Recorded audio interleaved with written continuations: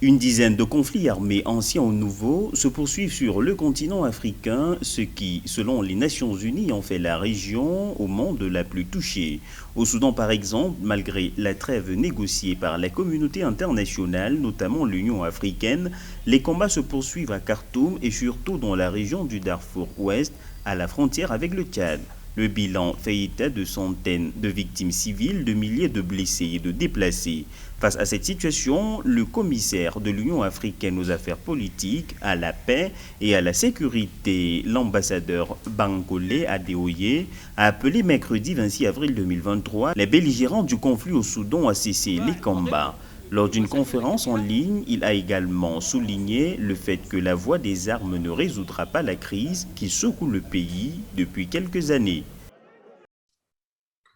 Let me use this opportunity to re-emphasize that the African Union continues to re-emphasize. Permettez-moi de profiter de cette occasion pour rappeler que l'Union africaine continue de réaffirmer les principes qui la guident, à savoir qu'aucune victoire militaire ne résoudra cette crise.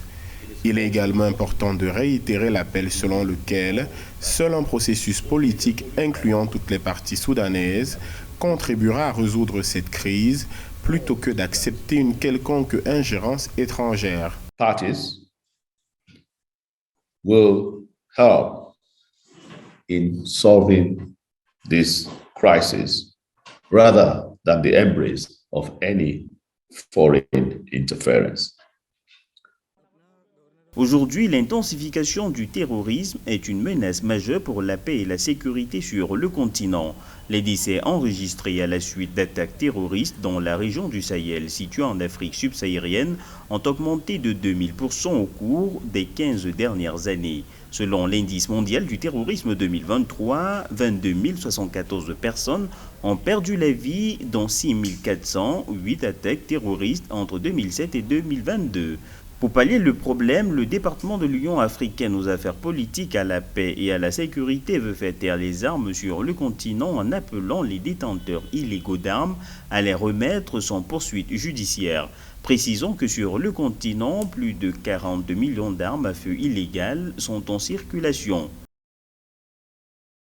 The African Union continues to prioritize. L'Union africaine continue d'avoir pour priorité l'implémentation totale et rapide de l'agenda 2063 qui, au bout de 10 ans, est à sa deuxième phase de mise en œuvre. Mais pour nous, il demeure important de faire taire les armes sur notre continent d'ici 2030. By 2030 remains very important to our endeavors. Trouver des solutions africaines aux problèmes africains reste l'un des défis majeurs de l'Union africaine, notamment en matière de pacification du continent. Lors d'une conférence de presse le 26 avril 2023, le commissaire Bankole Adeoye a fermement exprimé sa position et celle de l'Union africaine contre toute ingérence étrangère ou l'internationalisation des conflits sur le continent. There's of course a real risk of regional conflict. Le risque de voir cette crise se muer en conflit régional est réel, notamment si le conflit est internationalisé. C'est la raison pour laquelle nous appelons la communauté internationale à continuer de parler et d'agir d'une seule voix. For the international community to continue to speak and act. Les conflits continuent à engendrer des niveaux records de déplacement de population en Afrique où les 36 millions de personnes déplacées sur le continent représentent 44% des déplacés de force dans le monde en 2022 selon le HCR, l'Agence des Nations Unies pour les réfugiés. 250 millions de personnes en Afrique souffrent de la faim ou de la malnutrition, une situation exacerbée par la flambée des violences sur le continent.